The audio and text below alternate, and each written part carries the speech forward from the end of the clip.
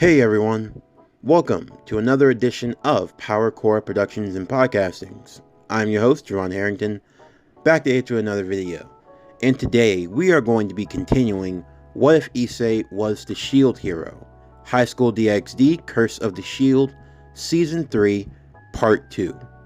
As always, if you enjoyed today's video and everything else that we have on the channel, then please don't forget to like, comment, subscribe, share, and hit that bell for post notifications so you can stay up to date on everything that is Power Core Productions and Podcastings that has to come out now and in the future. Also, stay tuned for this week as we are going to be wrapping up a few series that we have on the channel, that including the first half of What If Naruto Was Trained by Dr. Strange, as well as What If Deku Was the Son of Rock Lee, with the final two parts of that series coming out on Wednesday and Thursday, so stay tuned for that as well. Also, we're going to be debuting What If Ben 10 Was in the MCU, so stay tuned and be on the lookout for that video as well, and everything else that is to come on Power Core Productions and Podcastings. But anyway, without further ado, we're going to get straight into today's video. So as always, sit back, relax, and enjoy the show.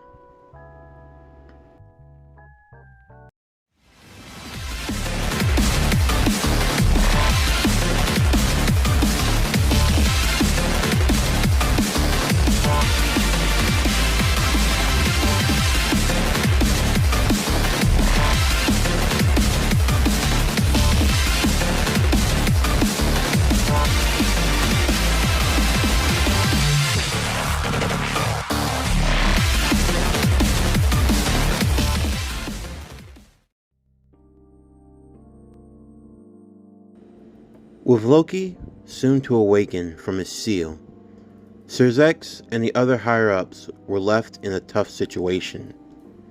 Of course, if they wanted to, Sir Zex, Azazel, as well as the other Devil Kings, along with Odin, could easily come together and overpower Loki. However, there were still certain boundaries that needed to be maintained when dealing with various mythologies. The act of the Underrealm attacking a Norse god, even if provoked, could potentially incite a war, the very thing that Loki, wishing for Ragnarok, wanted, along with the Chaos Brigade, who wished to use their power for their own ends. Being left in a tough situation, Rias would offer for her, as well as her members of her household, to deal with Loki, as Odin had gone back to Asgard to retrieve Mjolnir, believing that the mighty hammer would be needed in the fight. However, Rias was not the only one who wished to go and help fight against the Norse god of mischief. Sona, Tsubaki, and Saji also wanted to go as well, and Michael wanting to send Irina, and Odin sending Rosvisa for backup also. This would give them a total of around 10 to 11 fighters to work with, and Ajika would warn that he couldn't teleport more than that, and even after some rest, he'd only be able to send maybe a few more for backup. This meaning that Asya and Gasper would have to stay back with the defense force, but that would be the safest place for them at the time. However, Issei would reveal that he had his own ability that might be able to help with that, telling Ajika to only send him, believing that using his portal shield, it would give him the ability to take everyone else with him, allowing Ajika to conserve a lot of his power, which would prove to be a relief. Issei would leave a portal seal in the room, before Ajika would teleport him away at once. Once Issei arrived to the outskirts of the Grimmery domain, he would see over near the distance where the barrier was being maintained, and Loki was soon to be freed. Issei would change his shield into that of the portal shield, and summoning his power, a portal would be opened up between where he was and the seal that he had left behind with the group. Once the portal was opened, everyone would be able to go inside freely at once. Since the power didn't burn through any of Issei's own strength, it proved to be a major asset in battle.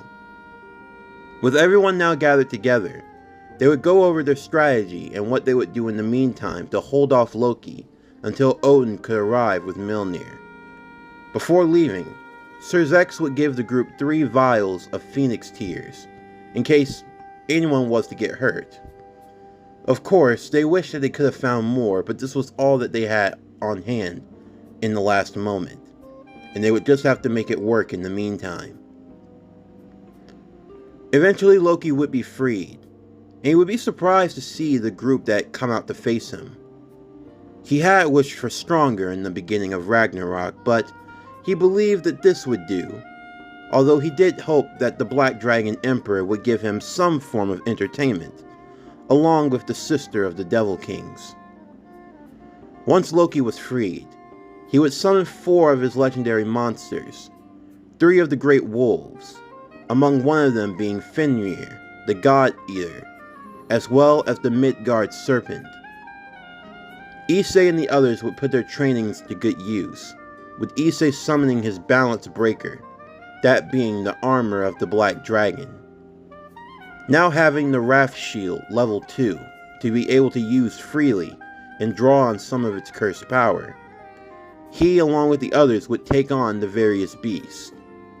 Loki, in the meanwhile, being rebuked by Rostvisa, for his actions were unbecoming of someone of Asgard, and that, in doing so, he could potentially ruin the peace that was trying to be sought for between the deities.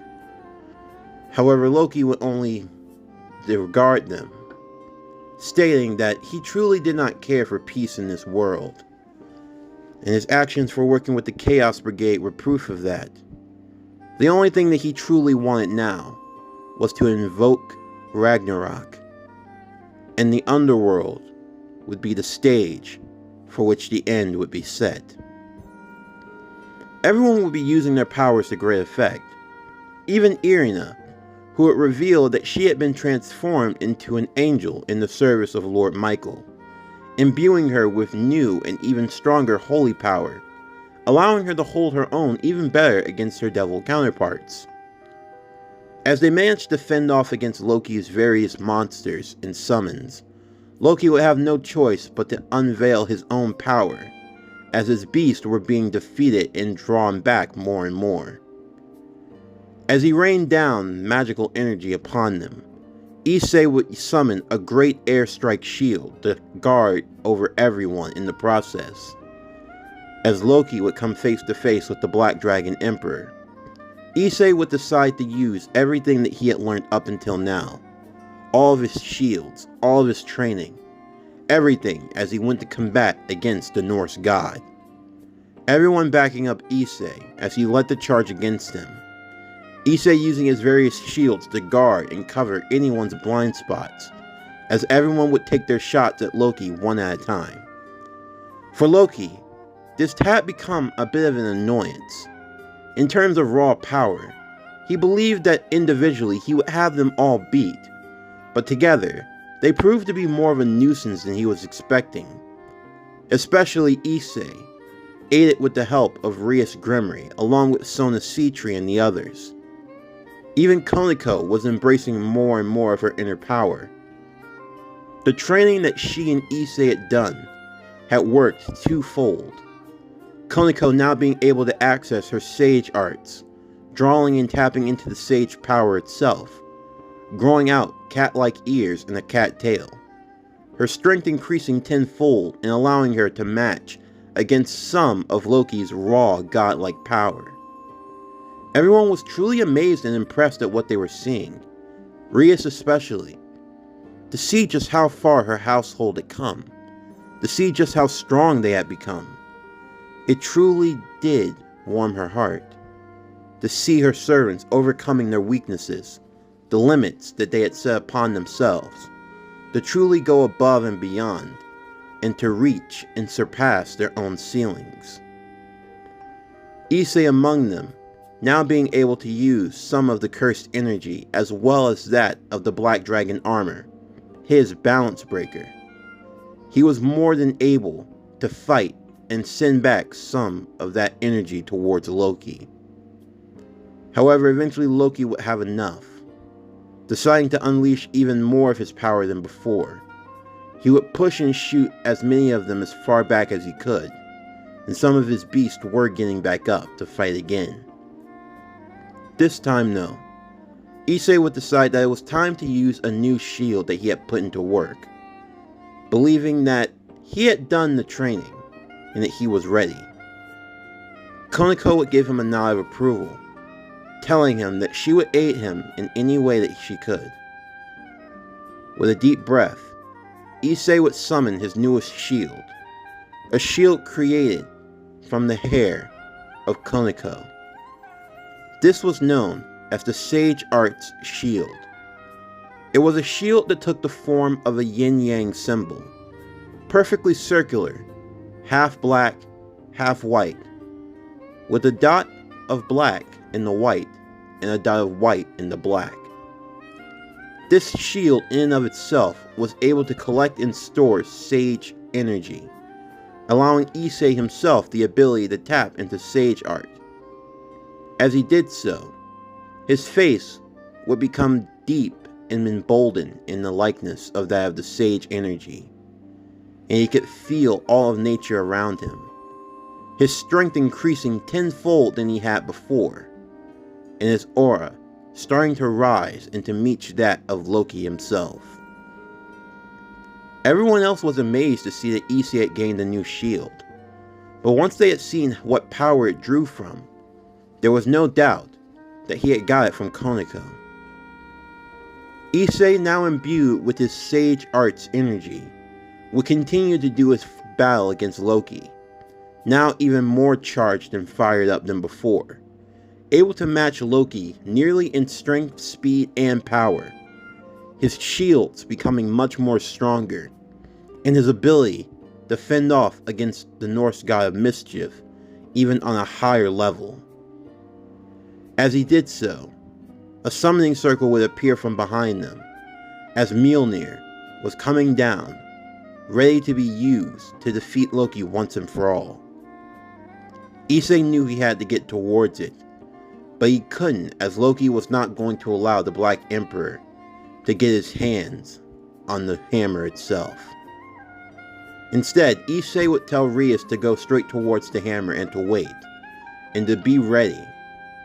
Rias would do just so, and she, with the help of others, would make a dash towards the hammer. Loki would continue to mock Issei, telling him that it was foolish to think that any of the others had the strength to be able to wield Mjolnir, and that he was essentially wasting his time. If anyone should go after the hammer, it should be him, but Loki wasn't going to allow him to do that. However, Issei would simply smirk as they continued their fight. He told Loki that pride often does come before the fall, and that he should think very carefully about who he chooses to get into a fight with, and to never underestimate him or his friends ever again. Once Rias reached Mjolnir, Loki would be shocked as Issei pushed him away, and instead of making a dash towards it, Issei would quick change his shield into that of the portal shield. With Rias still having the portal seal on her hand, Issei would create a portal that instantly let him get next to her. Once he did so, now imbued with his sage arts power, with more strength than he had ever had before, he would be able to lift the mighty hammer itself. Loki, unable to move or evade as Issei would bring it down upon him, the power itself being more than enough to contain and seal Loki away, as Odin would be able to take him and imprison him back in Asgard. Loki couldn't believe that he had been so foolish in this moment. He couldn't believe that this was how it was going to end. In a final act of desperation, he would summon his beast, Fenrir, to his side in order to help him fight off the power of Mjolnir. However, that was not to be, as Kuroka, along with Arthur of the volley team, would arrive and confiscate the wolf itself. Using his holy sword, Kolberon, Arthur would take complete dominion over the beast. The others watching as Kuroka and Arthur would leave, now being revealed to Loki that this was never really a partnership. Volley just wanted his hands on the wolf. And now that he had gotten what he wanted, Loki was of no use to him. And so, the Chaos Brigade would leave him there to his fate. Loki would curse under his breath. He would curse high into the heavens above. But finally, he would look towards Issei and Rias. And he would simply say a plague on all of your houses. May you suffer greatly before your death.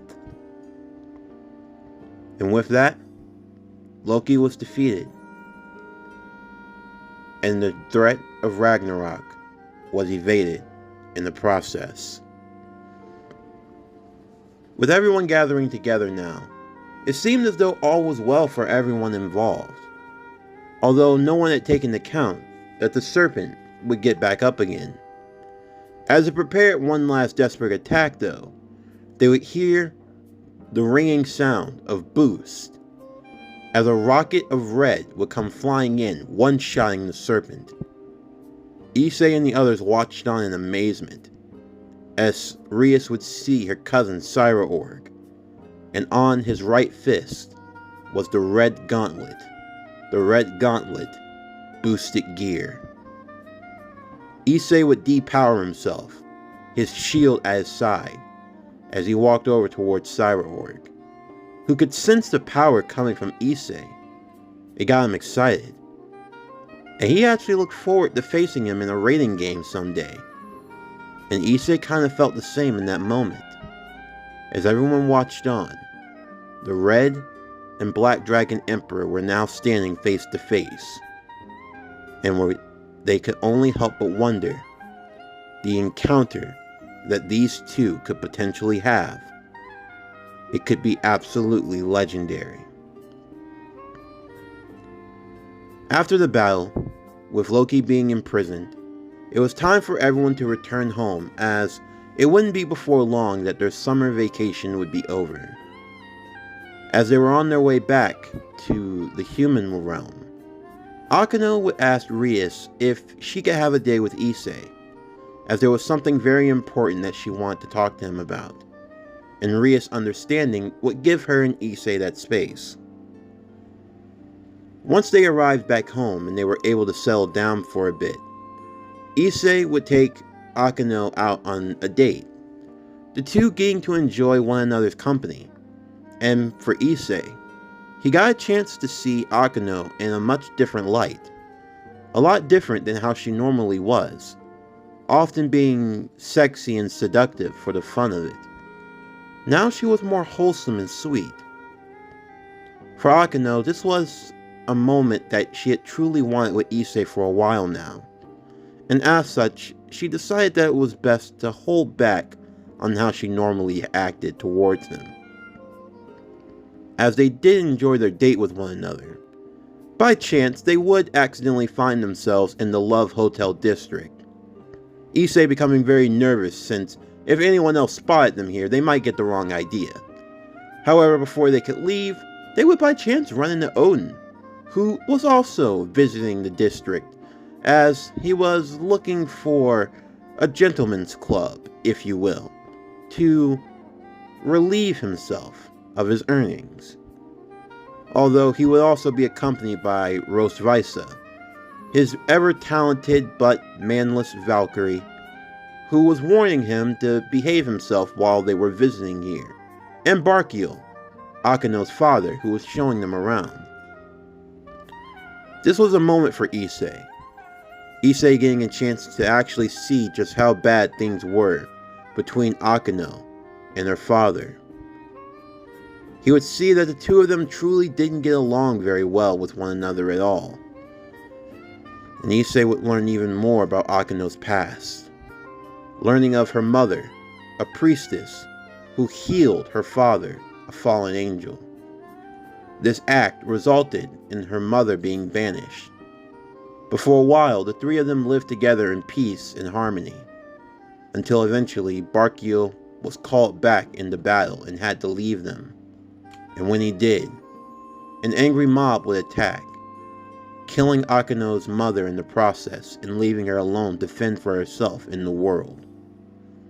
This built up a level of hatred, of anger and resentment within her own heart, for she truly wished that her father had been there for them when they needed him most.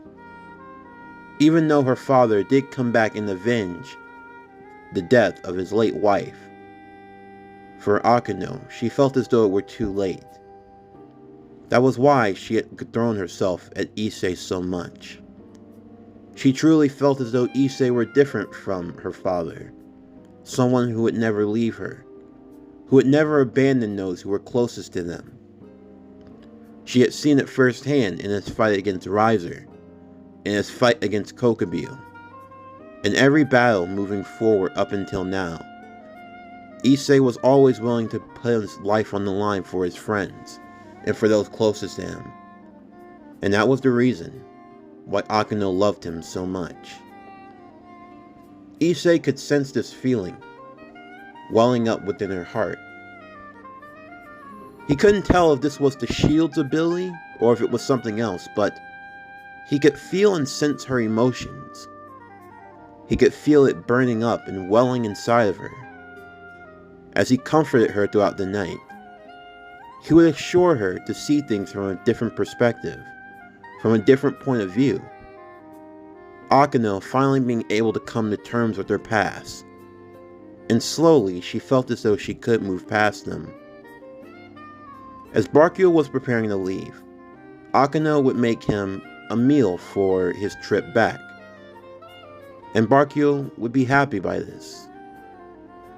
It would be a while, but maybe in time, the father and daughter fallen angel would be able to repair the relationship they once had.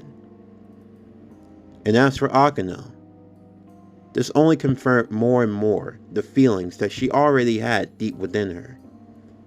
She truly loved Issei. For her, it wasn't an act or a game. Issei had saved her so many times, not just physically, but emotionally, mentally as well, freeing her from a pain that she had carried on for so long. Even if Issei never saw it within himself, even if he believed he was the worst of the worst, and maybe in his perversions he was, but in a way, Issei was the best of them all, and he did more than anyone could ever ask for.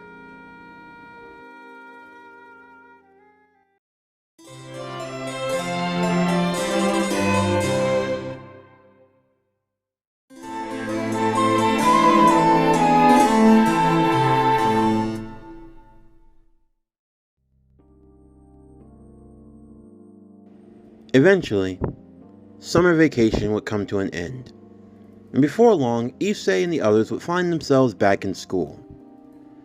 For Issei, this was something that he often had to get used to, finding himself in a potential world-ending, life-threatening situation, only to go back to the mundane life that was everyday school.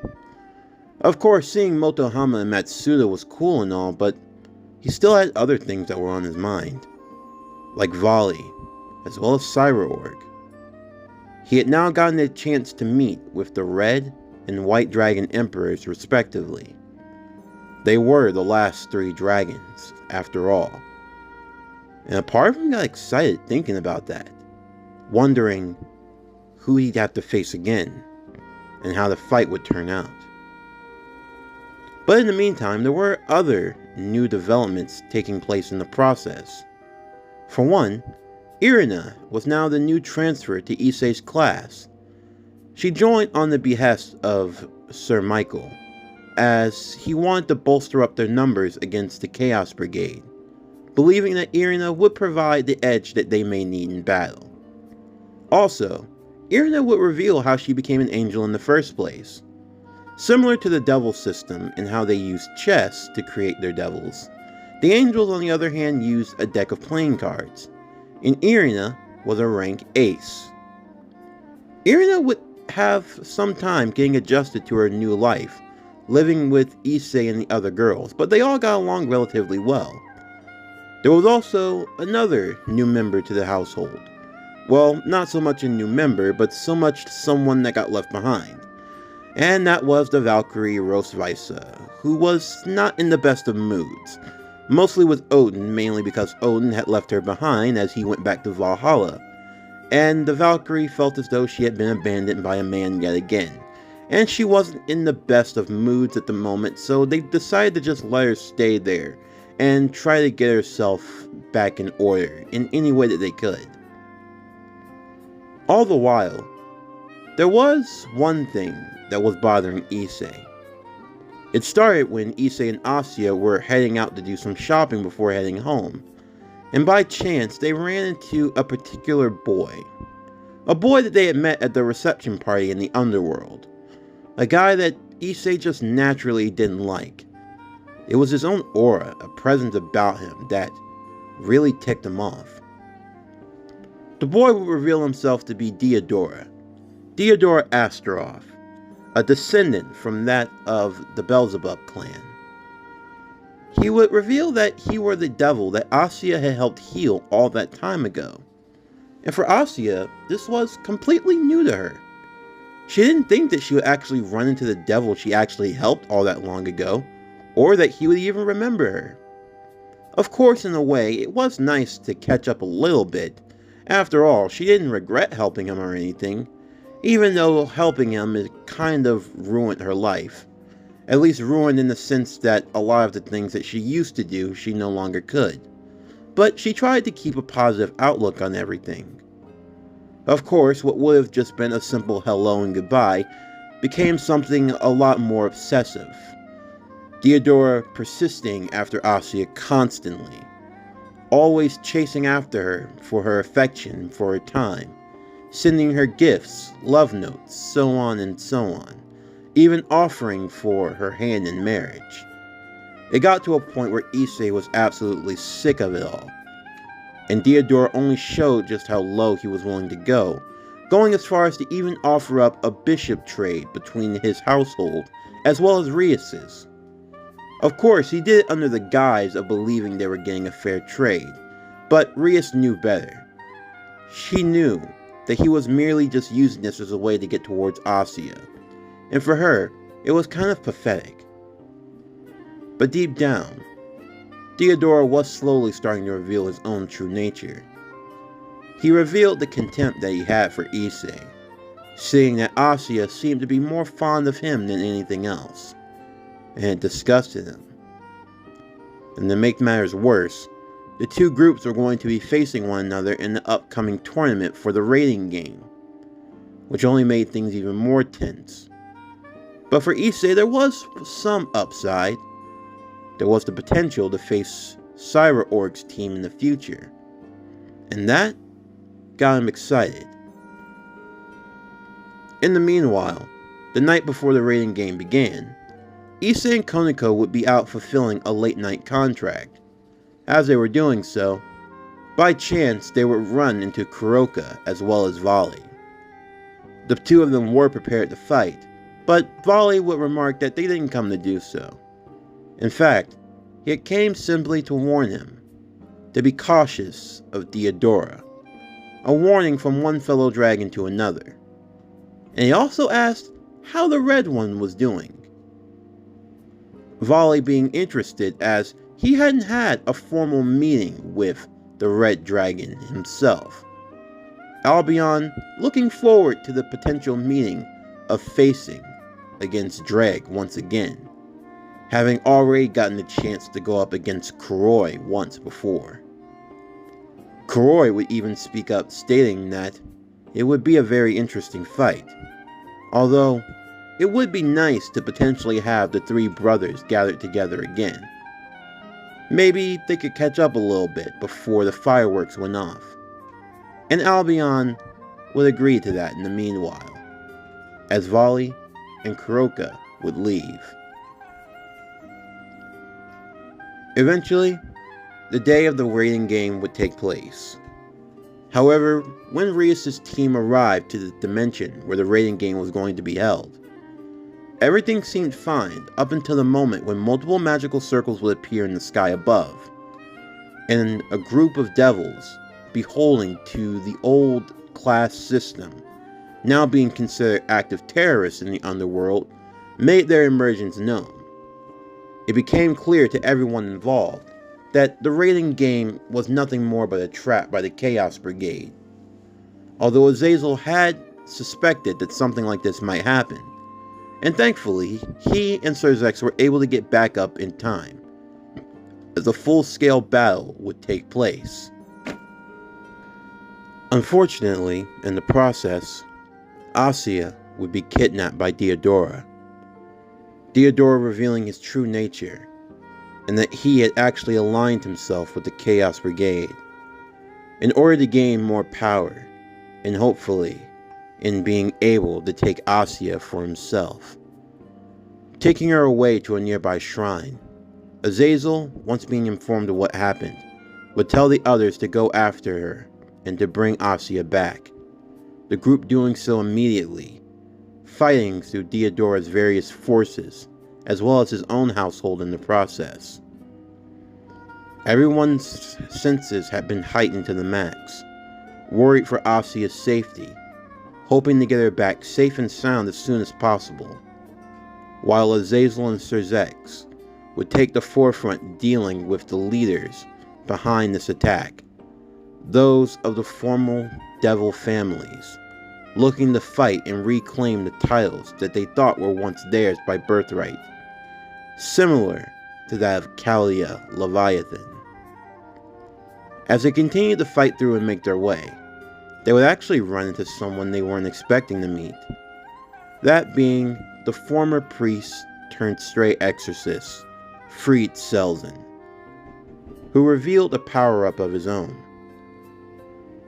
After having consumed the flesh of a few devils himself, he was then able to transform and mutate his body, becoming that of a grotesque monster. But even worse than that, he also revealed Diodora's true plans. That everything he had done up until now, it had been by design. Him being healed by Issei being excommunicated from the church, that was his goal from the very beginning. You see, Diodora had a special kind of fetish. He got off on pain and suffering, of bringing someone to the absolute pinnacle of happiness, only to take it away in an instant. Crushing someone's spirit, that was what Diodora enjoyed. And he was going to do so with Issei. That was until Rainier and the fallen angels got involved, and even worse was when Rias and Issei had to get involved, turning her into a devil.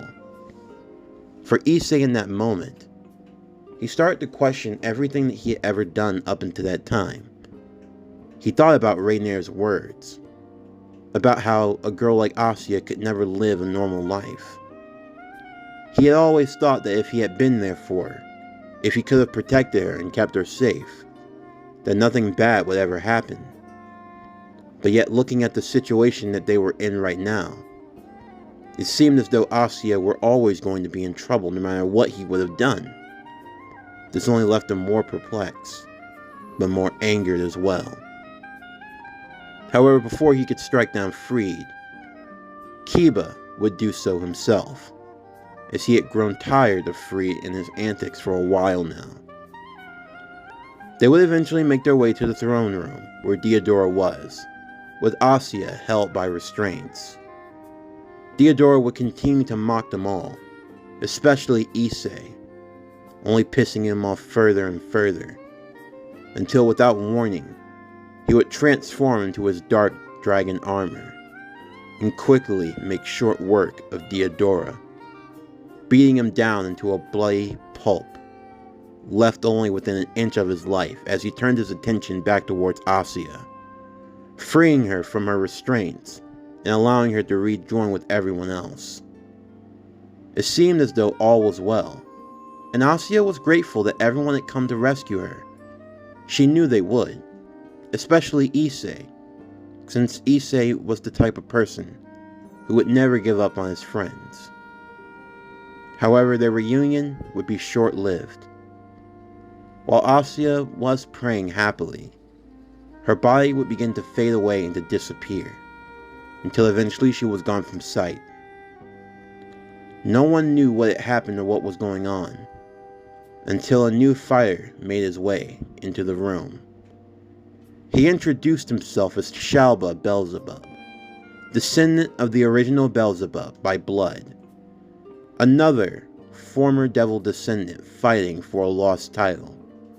Like that of Kalia Leviathan, he had joined the Chaos Brigade solely to destroy the new system, believing that he was taking back what was rightfully stolen from him. Deodora tried to reach out for help. However, Shalba would only destroy him in the process, believing that a weak devil like him wasn't worthy of existence. Everyone would be left utterly speechless, no one knowing what to do or what to say in that moment. Asuya was gone, and they had no way of knowing how or where she was, or even if they could get her back. Issei among them all. His mental state was now compromised to its absolute limit. After everything that he had been through, after everything they had gone through, he lost her again. Was this some cruel and twisted fate? Was this how the world truly was? Why did the world seem so desperate to take everything away from him? These were feelings that not only Issei had held, but every S.H.I.E.L.D. hero had to come to grips with this in their life. The dealing of loss, of betrayal, the feeling of having what you held close stolen from you. That was the secret. That was why the Wrath Shield existed, why the Curse series existed in the first place. The curse of the shield was a curse of loss, and the failure to overcome that loss, to drown in the darkness, in the hatred. That was what the curse fed on, and that is how it's unleashed itself. Everyone attempted to fight against Shalba only to be pushed aside, but for Issei in that moment, he found himself once again at that crossroads. In that mental part of his mind, there were those two spaces, the light and the darkness. And without even thinking, Issei turned his back to the light as he walked into the darkest parts of his mind, into those places that one should never go. In that moment, Issei didn't care.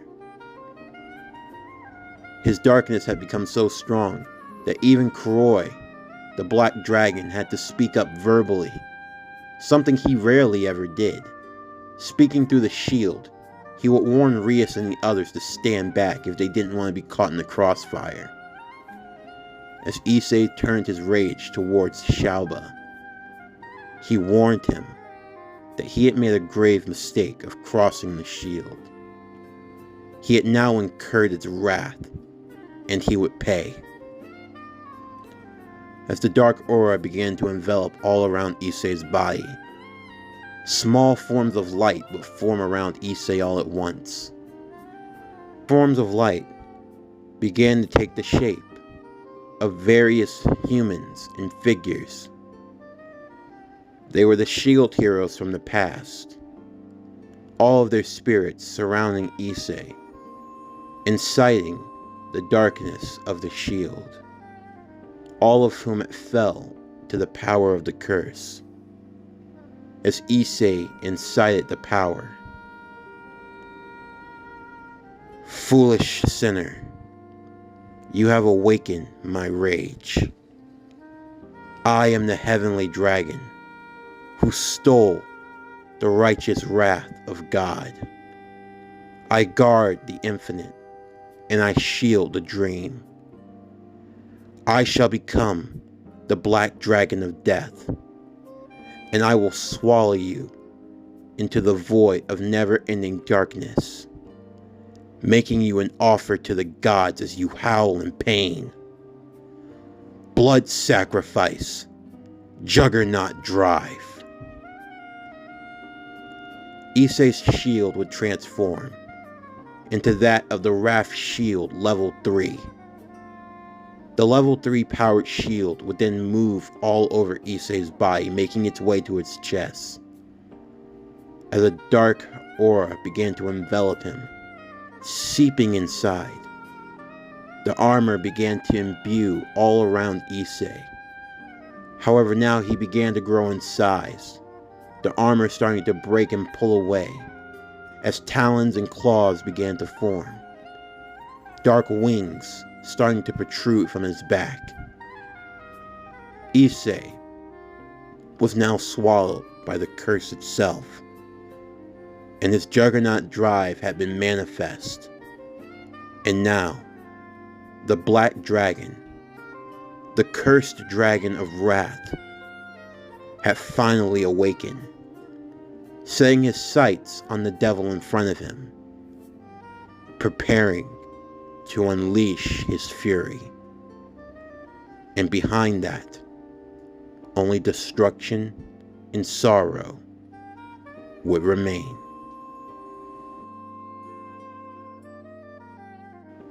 This concludes What If Issei Was the Shield Hero? High School DxD, Curse of the Shield, Season 3, Part 2.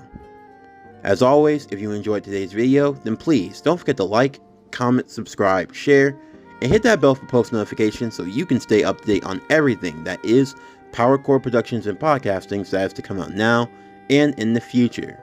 Stay tuned for tomorrow's video as we are going to be concluding the first half of What If Naruto Was Trained by Dr. Strange, Naruto Mystic Adventures Part 8. But again, that's going to be the end of today's video. I'm Javon Harrington with PowerCore Productions and Podcastings. Signing off, and I'll see you next time.